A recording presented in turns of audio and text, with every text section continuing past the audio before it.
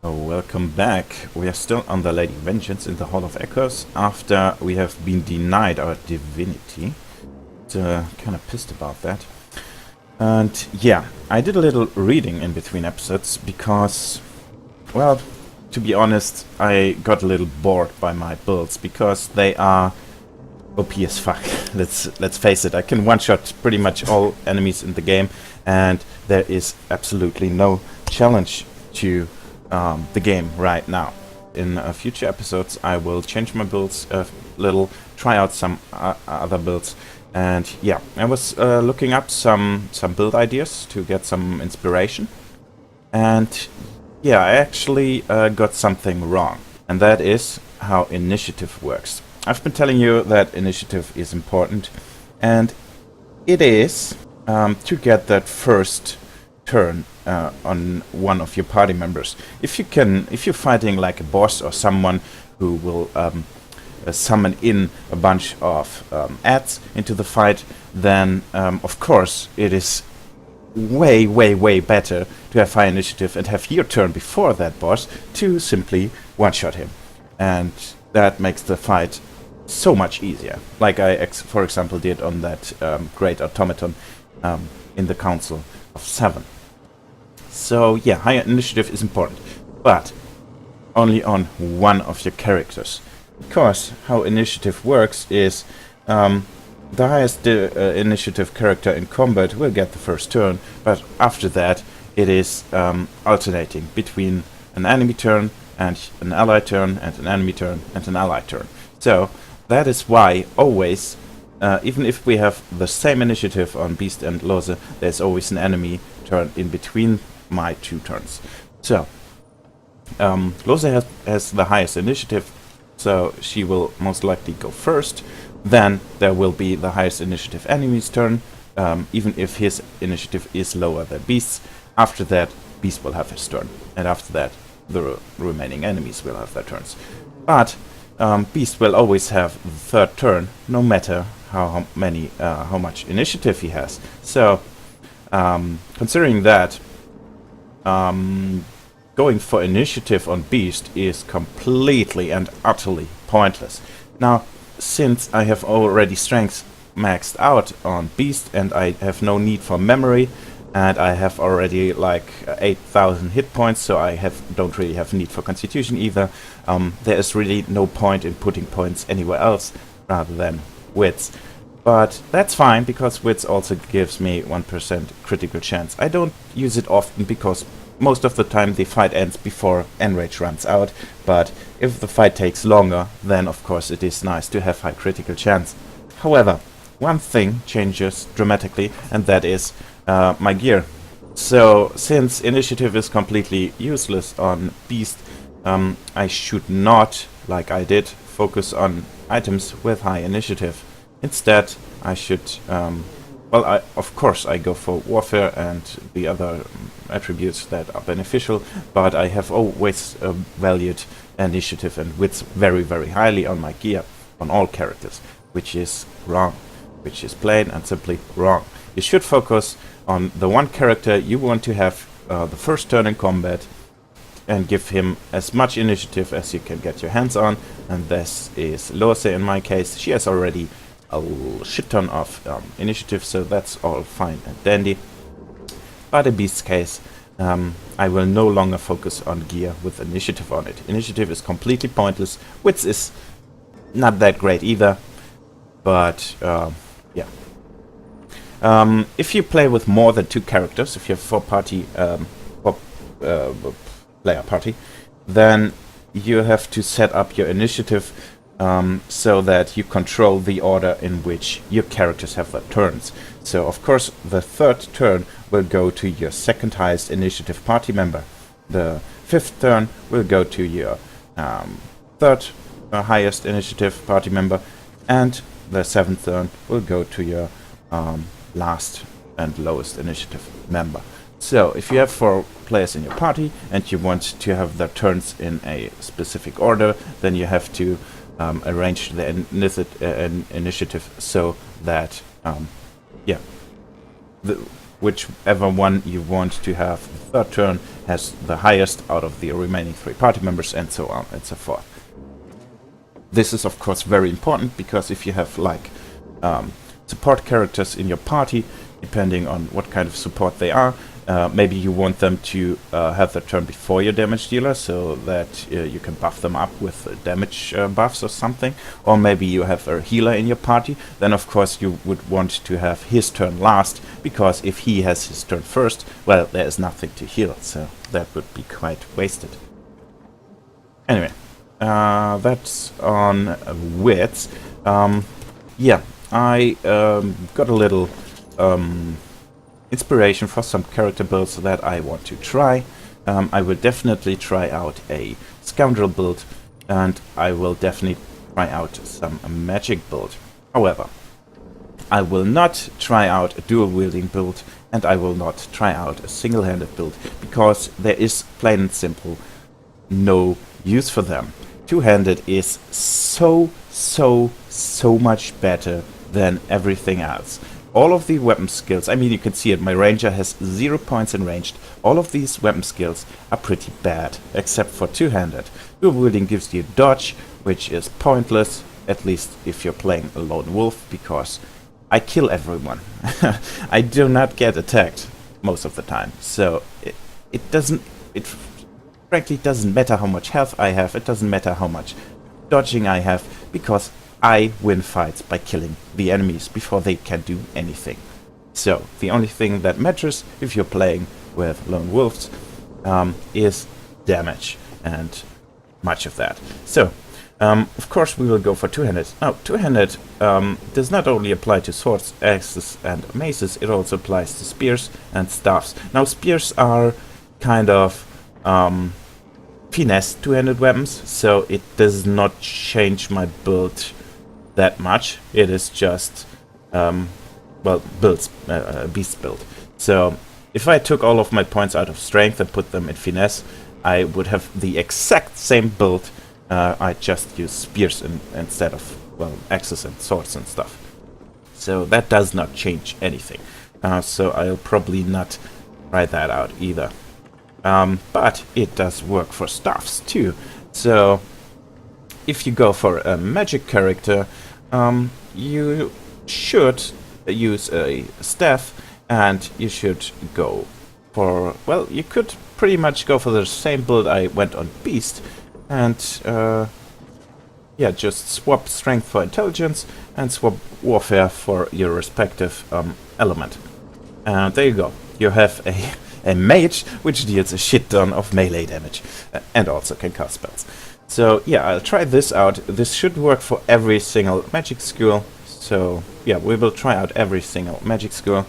However, as I've said before, physical damage dealers are so much better in this game because of the simple fact that there is magical resistance, and most enemies have some kind of magical resistance, at least low amounts of magical resistance, but you do encounter enemies that are immune to certain elements. And for example, if beast were like a parakinetic and dealt all fire damage, and you encountered someone with very high, or even with a very high fire resistance or even immunity to fire, well, beast would be essentially completely worthless in that fight. That can almost never happen to physical damage dealer.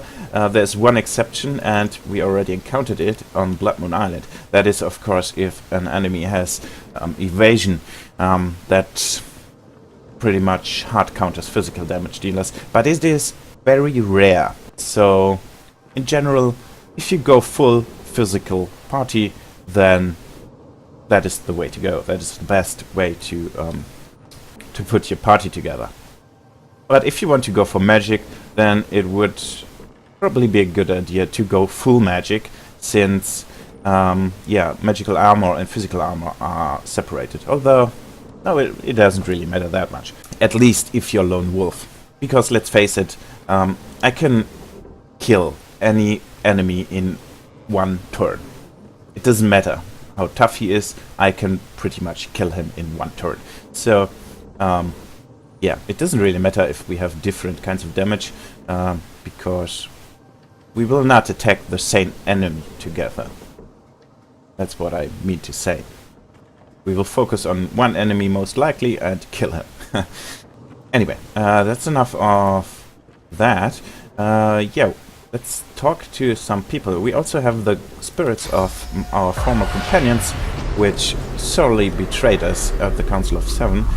There's the Red Prince, we've got Ifan, and the others are below deck, I believe. So, let's start by talking to Ifan. Ifan's spirit stares at you, seemingly through you. There is neither affection nor blame in his expression.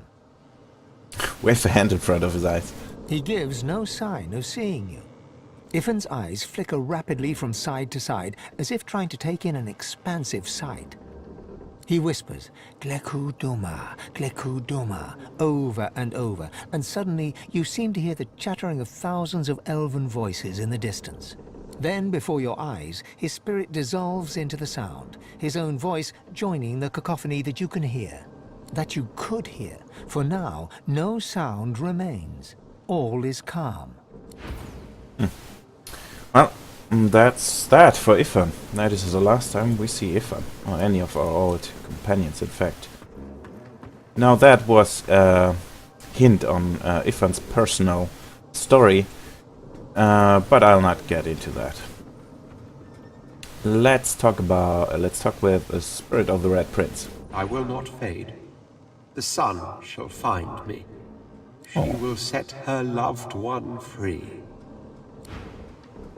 I will not fade. She will set her loved one free.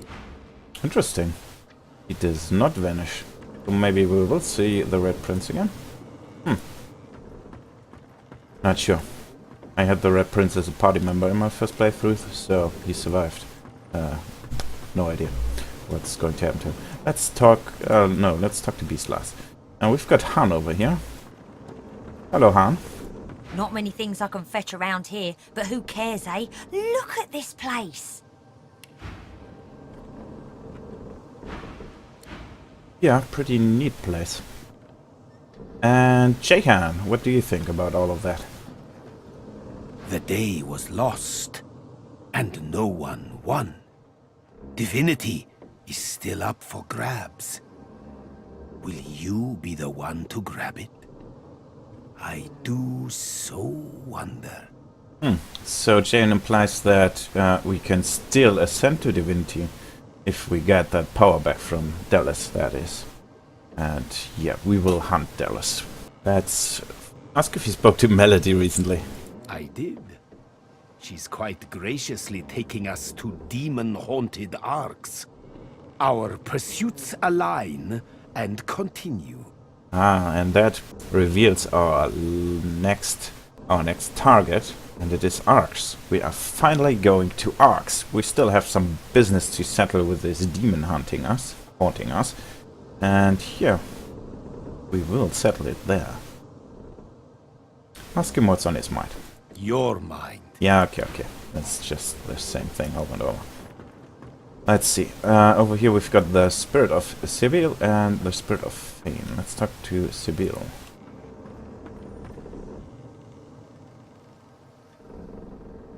Live, love, and liquidate. From death, let me be death. Alright. And Fane. Fane is busy scribbling in his ephemeral notebook. Okay. Yes, that's... Oh no, we've got Tarkin and Almira and Mihaly over here, too. Let's talk to Almira. Oh, shit.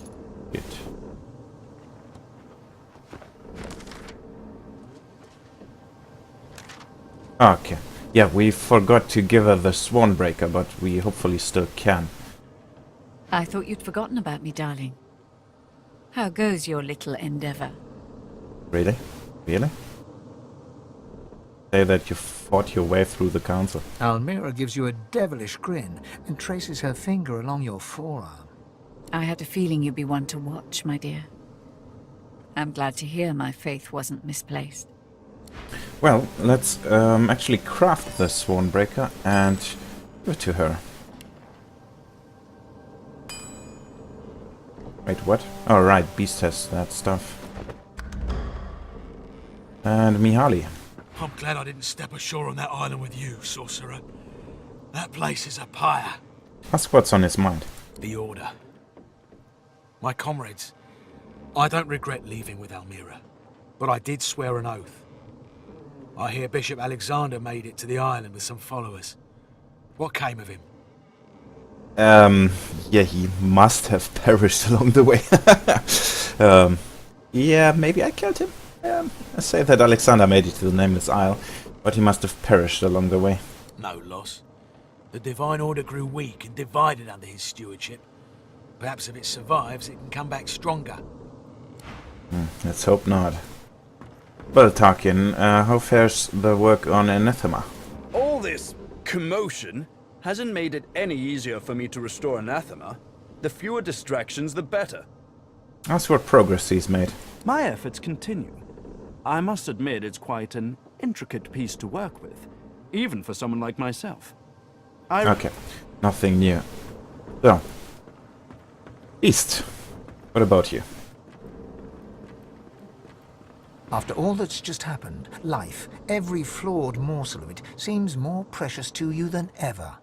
You look around at those who have accompanied you so far.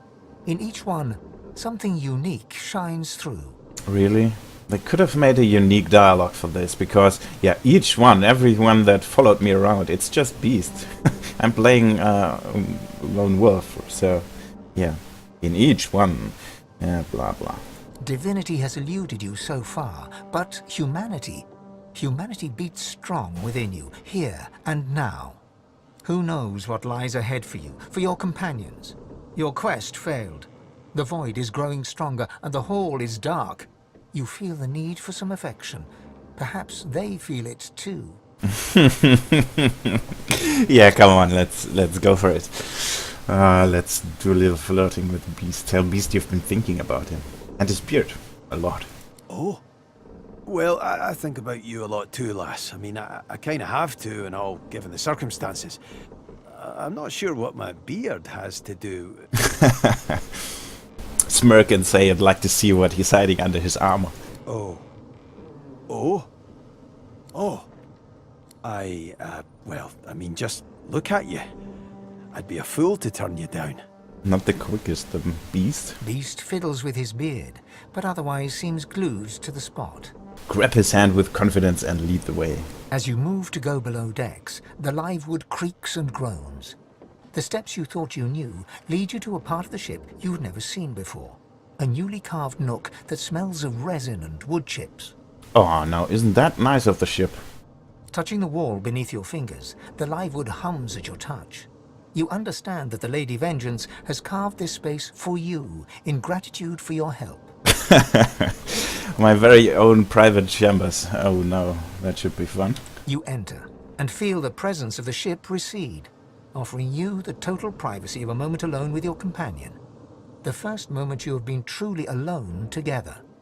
Yeah, this is the only chance you get in the game, actually, to kind of start a romance with one of your companions. And I was about to say, as like in BioWare fashion, you can romance whoever you want, men and women and hell, even Fane, undead, alike. But yeah, that's not a BioWare game. So anyway, yeah, you can have romance with whoever you want. But since Beast is the only one left standing, I guess it has to be Beast. Well, I'll have to do. I always preferred a starlit beach myself. You probably figured old Beast here to be, well, a beast about this. But I've not had much time for tenderness these last few years. Oh, Beast is shy.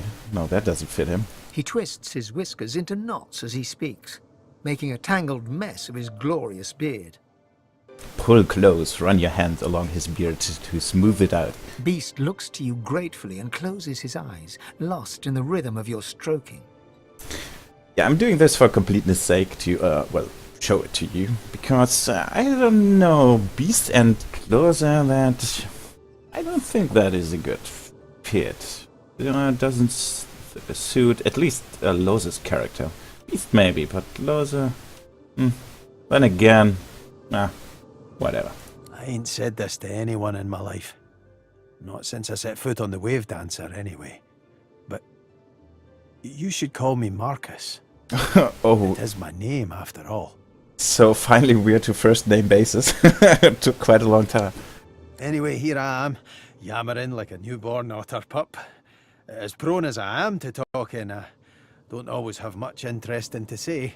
Oh, I had figured Beast to be a little more enthusiastic about this, but yeah, he seems to be quite shy. Yeah, shut him up with a kiss. Beast's eyes grow wide as your lips touch his, and suddenly you are at sea, lost in that sumptuous beard and rocking to the rhythm of the waves. You pull out of the kiss and the vision.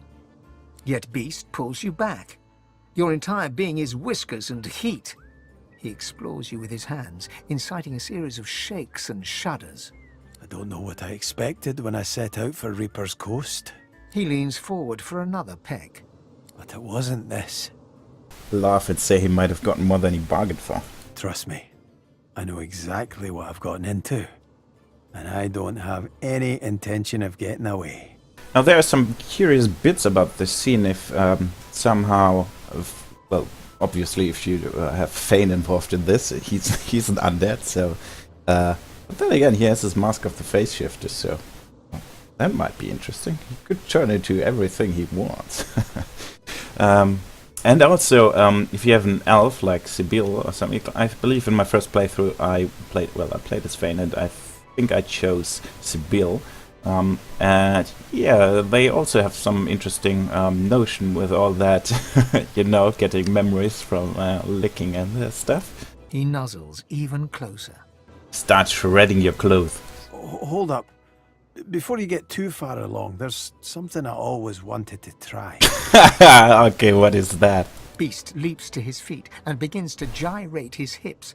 He runs his hands up and down his chest and buttocks, blowing you a kiss with each garment he jettisons. Oh, for fuck's When the sake. dance ends, a nude and winking dwarf stands before you. Yeah, that's more like Beast. So, how'd I do, Lohse? Yeah, let's not embarrass him. Let's fan ourselves. He's hotter naked than his clothes. Oh. Well, Beast looks unsure once again, his innate confidence melting as he takes in the sight of you. I'm a lucky man, Ham. He returns to your arms and begins to peel away your clothing until you feel only skin against skin. Save his beard, of course, which tickles your face, your chest, your belly, as his kisses slowly move downward. It's slightly weird playing the scene as a woman, but yeah, well, let's go with it. You call his name. And there is only pleasure. All that was, is, and will be fades to fog. What remains are two figures entwined as one.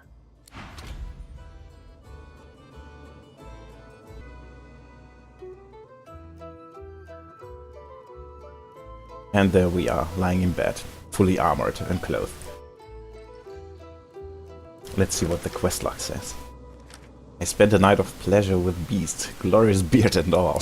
I do not know if there is a future between us, but I'm glad for the moments we shared. Oh, isn't that cute? Alright, this is the only chance we get to be in this room, so let's pick it clean. Oh, god damn it, I forgot that I do not have much in the way of carrying capacity. Damn it. Ah, whatever. Well, alright, that should do. Let's talk to Beast. Beast blinks twice as you slowly come into focus. Still a lucky man I am. Kiss him and say the feeling is mutual. Beast leans into the kiss, then pulls away and caresses your cheek. I must say, I rather like this more than anything else we've been up to. A shame that real life has something more turbulent in mind, eh? Beast gives you a shy grin, and the two of you brace yourselves for the coming storm. Well, it is only the two of us on this entire journey, so might as well enjoy ourselves. Anything else to say to that? Hey up! I hear we're about ready to move out. I reckon you'll need to talk with the shiphead to summon Malady and let her know we're ready. Yeah, damn it. I might have screwed up because I can't craft the Swan Maker because Beast has it in its inventory and I have no access to Beast's inventory right now. I hope Almira is still around when we get to Arx. Well, let's see, anything downstairs? We've got the Fletcher. Like to take a look at what I've been working on? Go. No. You don't have to say anything about the fact that we're in the Hall of Echoes? No? Okay. Fine. Down here, anything? Interestingly, we still have, over here, since we left Fort Joy, we still have the two silent monks that is assistants over here. I have no idea why they are there. As you approach, the silent monk cocks his right ear towards you. Oh well, whatever. Let's go up deck and talk to the figurehead. We are ready to, well, sail, kind of. Take whatever time you need to gather yourself, my friend. When you are ready, we can proceed. Yeah, what's up with that? Say that you know that the Lady Vengeance led Dallas to you on the Nameless Isle. Yes, I am sorry. She had me built to her exact designs. Not even I know all the ways in which she can control me. She was able to follow my wake like a shark. So she knows also that we are coming to Arx. But I will see myself destroyed, rather than be forced to betray you again. I swear. Well, what could you do about it? You couldn't stop her the first time around, so... Well, ask the Lady Vengeance to summon Melody. It shall be done. There we go. Alright, Melody. I'm ready. Melody's face is drawn. She seems tired, somewhat subdued. She looks you over and squints. What's wrong with you? You seem happy. Tell her you are. You feel better than you have in some time. It's written all over you. In truth, I'm glad to see it. A joyful god is a just god. Well, we're not a god yet. I've had some time to think, and there's a few matters I want to discuss before we carry on. Alright. I doubt you've forgotten the death of Meister Siva. Alright. She warned me that you would want to take up some bargain you've made with her, with me, but warned me against doing anything the matter. She swallows hard and closes her eyes for a moment, as though trying to dispel a dizzy spell. She and I had a deal, you see. A deal that's now quite obviously defunct. According to its terms, I was to help you ascend to divinity, and she was to help me with another matter. Yeah, we still don't know what this business of hers with the advocate, or rather with the advocate's master, which is in fact the demon possessing us, is. And yeah, I would very much like to know what what kind of business she has with that thing in my head. The details aren't important now, it's just... never mind. Another entangling alliance. But I won't be able to disentangle it on my own. There may come a time when I need to count on you as an ally. So, are we? Allies, that is. I want to know more. Clearly you need more information. What entangling alliance is she referring to? The details are detailed. Suffice it to say that Meister Siva believed she could help me. And I believe you're twice the sorcerer she ever was. What, only twice? So? So, Meister Siva warned us against this, but seeing as Melody has saved us 2 times now, I feel like, yeah, tell her her problems are your problems from here on out. That's something I don't often hear. Thank you. Really. I really don't know what we've gotten ourselves into right now. Moving on. But unfortunately we will not find out. I still hope that she's like the plot of a coming DLC or something. Because I'm so curious about Melody and her deals and her problems and whatnot. He's such an interesting, fascinating character, but there's just not much revealed about her in this game.